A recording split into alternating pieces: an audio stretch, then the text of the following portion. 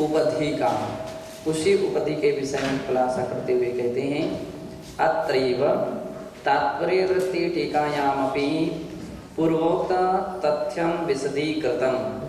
यहाँ ही यानी इसी ग्रंथ में, इसमें प्रवचन सार की 330 अध्याय के 20वीं गाथा के तात्पर्य टीका में भी पूर्वोक्त तथ्यम विशदीकृतम, पहले कहे हुए तथ्य का विशद रूप से वर्णन किया गया है। वहाँ कहा है कि यदि बहिरंग तुस सद्भावे सती तंडुलस्य अभ्यंतर शुद्धिम कर्तुम न आयाति। बहिरंग तुस के सद्भाव होने पर अंतरंग तंडुल के या उसकी शुद्धि करना संभव नहीं है। जब तक चावल का बाहर का छिलका ना निकलेगा तब तक वो अंदर की लालिमा उसकी दूर हो सकती नहीं है। तथा उसी प्रकार से यथा विद्यमाने अविद्यमाने वा बहिरंग परिग्रहे अभिलाषे सती निर्मल शुद्धात्मानुभूतिम रूपां च शुद्धिम कर्तुम न आयाति। विद्यमान और अविद्यमान बहिरंग परिग्रह के अभिलाषा होने पर, दो प्रकार के लोगों में अभिलाषा होती है। एक विद्यमान पदार्थ की अभिलाषा, उसकी और वृद्धि कैसे हो जाए, है ना, तो ये विद्यमान। अविद्यमान जो नहीं है वो कैसे प्राप्त हो सके, तो उसको अविद्यमान कहते हैं। तो विद्यमान और अविद्यमान दोनों प्रकार के विद्यमान अविद्यमान परिग्रह बहिरंग परिग्रह अभिलाषे सती, बहिरंग परिग्रह की अभिलाषा होने पर निर्मल शुद्धात्मानुभूति रूपां से शुद्धिम कर्तुम न आयाति। निर्मल शुद्धात्मानुभूति रूप चित्त शुद्धि संभव नहीं हो सकती है। जब तक व्यक्ति इन अभिलाषाओं का त्याग नहीं कर देता है, जब तक व्यक्ति विभिन्न प्रकार की इच्छाओं का, तृष्णाओं को नहीं छोड़ देता है, तब तक उसकी चित्त शुद्धि नहीं हो सकती। जिसके मन में विभिन्न विभिन्न प्रकार की अभिलाषाएं बनी रहती हैं, जिसके मन में नाना तरह की इच्छाएं जागृत रहती हैं, ये मिल जाए, वो मिल जाए, ऐसी वस्तु मिल जाए, तो ऐसी इच्छाओं में जो व्यक्ति जीता है, ऐसी इच्छाओं में जो व्यक्ति रहता है, उसकी चित्त शुद्धि संभव नहीं हो सकती है। अब उसको कैसे मन शुद्धि हो, कैसे उसकी आत्म शुद्धि होगी, कैसे वह आत्मा का शुद्ध निर्विकल्प ध्यान कर सकेगा, नहीं हो सकता है। यदि पुनः विशिष्ट वैराग्य पूर्वक परिग्रह त्यागो भवति तदा चित्त शुद्धिर्भवत्येव। और कह रहे हैं यदि विशिष्ट वैराग्य पूर्वक परिग्रह का त्याग हो, विशेष वैराग्य, विशेष यानी यथार्थ वैराग्य यानी सच्चा वैराग्य, है ना। एक तो वैराग्य का प्रदर्शन बाहर का, और एक रहता है यथार्थ वैराग्य। जब व्यक्ति के लिए यथार्थ वैराग्य होता है यानी अंतर आत्मा से वृत्ति भाव होता है, तो फिर उसके व्यक्ति के अंदर में परिग्रह का त्याग भी सही तरीके से हो पाता है।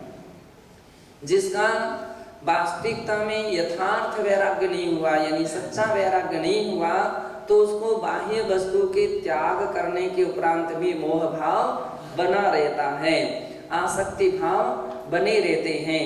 तो उसके लिए पहले यथार्थ त्याग ही नहीं है, तो यथार्थ परिग्रह मतलब वैराग्य ही नहीं, तो त्याग भी नहीं हो सकता, त्याग ही नहीं हो सकता। और यदि त्याग है तो सच्चा त्याग नहीं है, वास्तविक त्याग नहीं है, ऐसा कह रहे हैं। विशिष्ट वैराग्य पूर्वक परिग्रह त्यागो भवति। क्यों?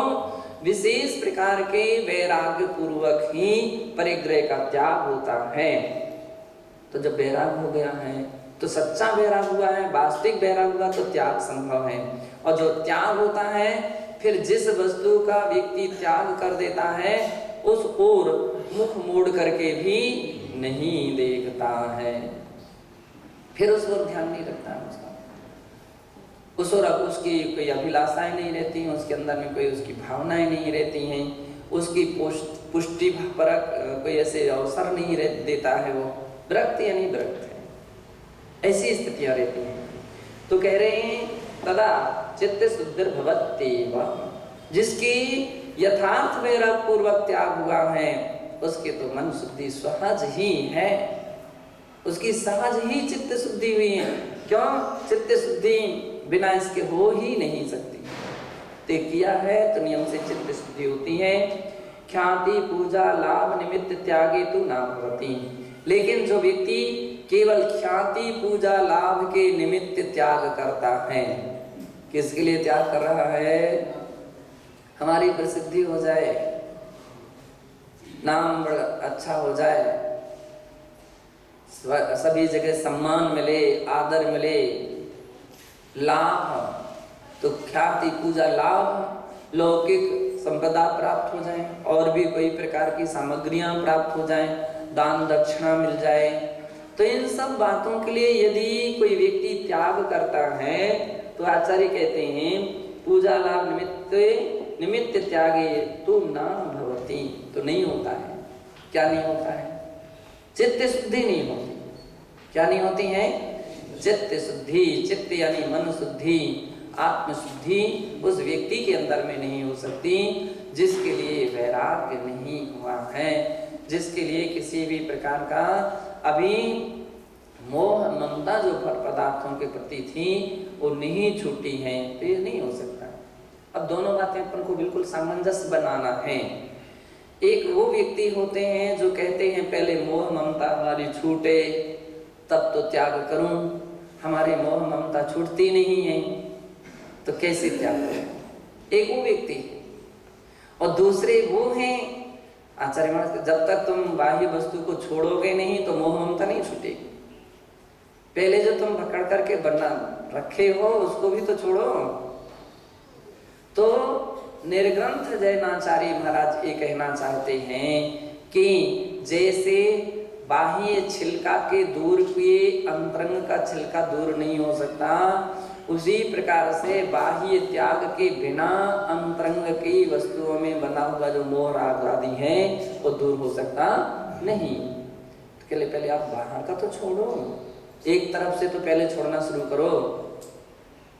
अब तुम बाह्य में भी नहीं छोड़ पा रहे तो अंतरंग कैसे छूटेगा? तो पहले बाह्य छोड़ दो, अब फिर पुरुषार्थ करो अंतरंग के ममता मोह मूर्छा का त्याग करने का, तो वह मोह ममता भी छूट सकेगी। और जब दोनों छूट जाएंगी तब ही चित्त शुद्धि मानी जाएगी, तभी मन शुद्धि से ही मानी जाएगी। और जब चित्त शुद्धि हो जाएगी तो फिर ख्याति पूजा लाभ की भावनाएं भी समाप्त हो जाएंगी। किसके लिए? क्यों? इससे क्या लाभ होने वाला है? कोई भी लाभ होने वाला नहीं है। हम कितना भी सोचे हमारा नाम बना रहे, नाम कितने नाम मिटे बने और कितने मिटे हैं अनंत काल से आज तक। देख लीजिए कितने नाम इस जीव के रखे गए और कितने मिट गए। एक भी नाम अपन को याद नहीं है कि अनंत पर्यायों में कितने नाम हमारे हो चुके। और जिस नाम के लिए तुम कह रहे हो क्या ये नाम शाश्वत बना रहेगा? क्या ये नाम हमेशा रहा आएगा क्या? नहीं, ये भी एक दिन समाप्त हो जाएगा। नाम ख्याति, अब व्यक्ति ख्याति किसकी चाहता है? केवल पुद्गल की। जितनी भी ख्याति की अवधारणा रहती है केवल शरीर की रहती है। फोटो, अब फोटो व्यक्ति फोटो खिंचाने के लिए बहुत कुछ लोग तो इतने बड़े लालायत रहते हैं, हमारी फोटो खिंच जाए तो बहुत अच्छा, फोटो अच्छी से अच्छी आ जाए, फोटो खूब जगह सब घर में पहुंच जाए। अपनी फोटो के लिए व्यक्ति तैयार रहता है, फोटो छपाने के लिए तैयार होता है, फोटो क्या नाम से बांटने के लिए तैयार होता, अपने हाथ से छपाई जा रही है, अपने हाथ से बनाई यानी वो बांटी जा रही है। कितनी गलत स्थिति है। अरे भैया, कोई दूसरा व्यक्ति छापता बनाता या बांटता तो इससे तुम्हारा सम्मान बढ़ता, और तुम अपनी व्यवस्था बना करके रखते हैं। हमारी फोटो यहाँ रखना है भैया, वहाँ रखना है, फोटो सुरक्षित रखना है, हमारा परम भक्त है भैया, संभाल करके रखना। जब आवश्यकता पड़ेगी उसे मंगाते रहेंगे और बांटते रहेंगे। क्यों भाई, क्या तुम्हारा आत्मध्यान बनेगा? इस प्रकार की पूजा आदि के प्रति तुम्हारी इतनी आकुलता, इतनी व्याकुलता, व्यक्तियों को तैयार कर करके छपाते हैं और बांटते हैं। कब तक ये महत्वपूर्ण रहेगी? ये पर्याय चेंज हो जाएगी, अब दूसरी पर्याय प्राप्त हो जाएगी। जब आपको तो एक पूजा, ख्याति पूजा क्या काम की रही, क्या महत्व की रहेगी? कोई उसका महत्व नहीं रहेगा। तत्वज्ञानी जीव ऐसा विचार करके, ऐसा चिंतन करके इन सब बातों से विरक्त होता है। और अज्ञानी व्यक्ति क्या होता है? निरंतर निरंतर इन्हीं बातों में ही डूबा रहता है। हमारा बैच कैसे बने, पेन कैसे बने, पेन में फोटो कैसे आए और लॉकेट में फोटो कैसे आए, कितने कितने के प्रकार के प्रसंग रहते हैं। निरंतर निरंतर इसी में उसकी जिंदगी पूरी होती है, केवल इसी में। आत्म साधना तो कुछ, आत्म साधना का प्रतिशत देखा जाए तो 0 रहता है, कुछ भी नहीं रहता है, बहुत कम प्रतिशत रहता है। कैसे कल्याण होगा? क्या ये ख्याति पूजा लाभ ये अपनी आत्मा का कल्याण करेगी क्या? क्या इससे संवर होगा क्या? क्या इससे निर्जरा होगी क्या? लाभ में व्यक्ति कुछ मिले, क्या मिलेगा? उद्गली मिलेगा और तो कुछ नहीं मिल सकती। जितना ध्यान हमारा बाह्य लाभ में रहता है, इतना कभी धर्म लाभ में रहता है क्या? मतलब जो अमूल्य निधि है, जिसके लिए अपन ने सब कुछ त्याग किया है, इतनी सारी तपस्या करते हैं, उसके विषय में कुछ नहीं, उसके विषय में कुछ भी सोचने, उसके विषय में कुछ भी विचार नहीं है। तो आचार्य महाराज कह रहे हैं कि जिसका ख्याति पूजा लाभ के निमित्त सारा त्याग होता है, वो व्यक्ति आत्मशुद्धि उसकी नहीं हो सकती। वो कितना भी दिखाए, आत्मशुद्धि उसकी नहीं, आत्मा तो उसकी उसी कार्यों में लगी रहती है। इसलिए अपने लिए इस बात का भी ध्यान रखना चाहिए। एक बात और ध्यान रखना चाहिए कि संतों की ख्याति लाभ पूजा की भावना तो नहीं होना चाहिए। ये तो बिल्कुल सही है कि ख्याति लाभ पूजा की भावना ना हो, लेकिन ये भी हो अप्रभावना की भी हम अंग ना बन जाए। चलते हैं तो आप एरिया समिति से चलो, वीडियो देखते हुए मत चलो। एक एक एक एक एक एक चलते चले जा रहे हैं, क्या हो रहा है में फोटो तो आ जाएगी। पूरा ध्यान बना होगा, मतलब सही एक साथ जो चलने का क्रम होना चाहिए, उठने बैठने का क्रम होना चाहिए। कोई कैमरा मैन वाला आदि खड़ा हो जाए, एक एक की झलकने लगते हैं सब पैरा के। जब कैसे, जिसमें बूढ़े पुराने लोग सबसे अधिक अवधारणा बनी रहती है।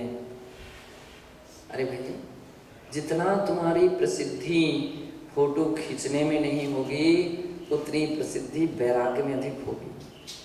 हमेशा ध्यान रखो, वैराग्य का प्रतिशत अधिक महत्वपूर्ण होता है। कोई फोटो खींच रहा हो, व्यक्ति अपना स्वाध्याय में लीन है, अपने विहार कर रहा है, एरिया समिति से चल रहे हैं, तो उस व्यक्ति की फोटो खींच भी लेगा ना कोई, तो दूसरा देख देख करके धन्य धन्य मानेगा। हाँ, धन्य इनसे वैराग्यों के लिए। और जो कैमरे की ओर देख देख करके चल रहे हैं, तो दुनिया हंसेगी, देखो देखो देखो भाई, कैमरे की ओर देखो।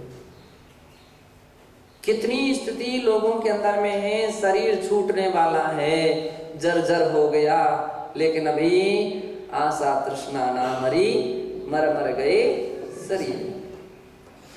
फिर भी आशा तृष्णा मन में भरी हुई है, मन में बनी हुई है।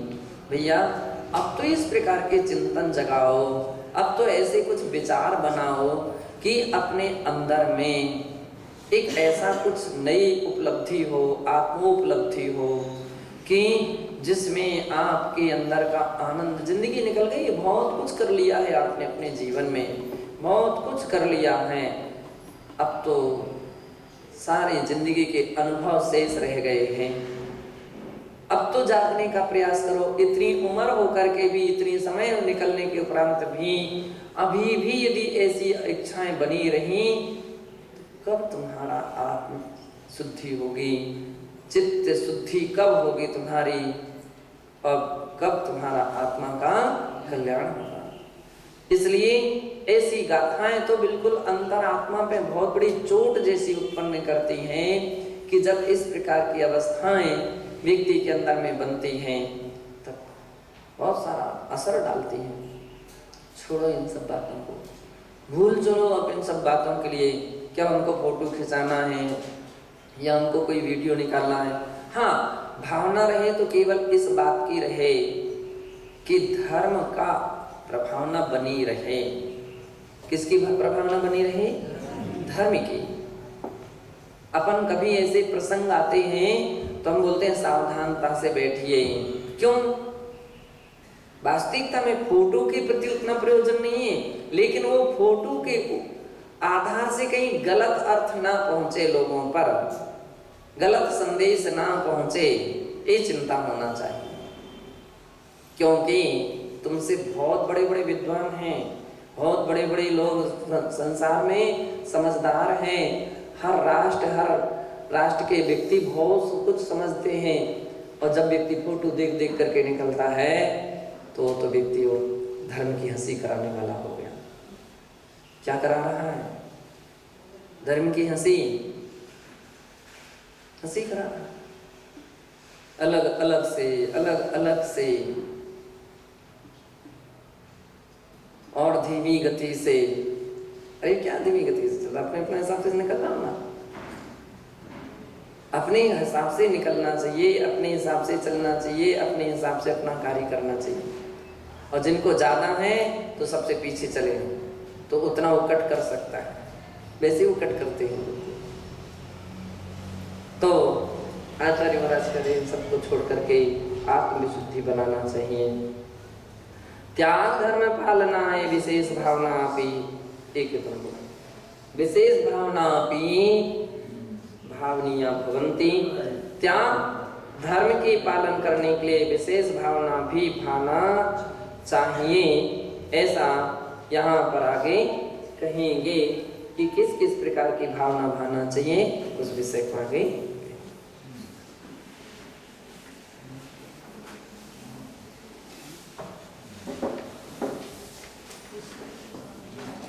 अथा प्राणिक स्वाध्याय निष्ठापन क्रियायाम पूर्वाचार्य क्रमेण सकल कर्मक्षयार्थं भाव पूजा वंदना स्तोषण भक्ति कायक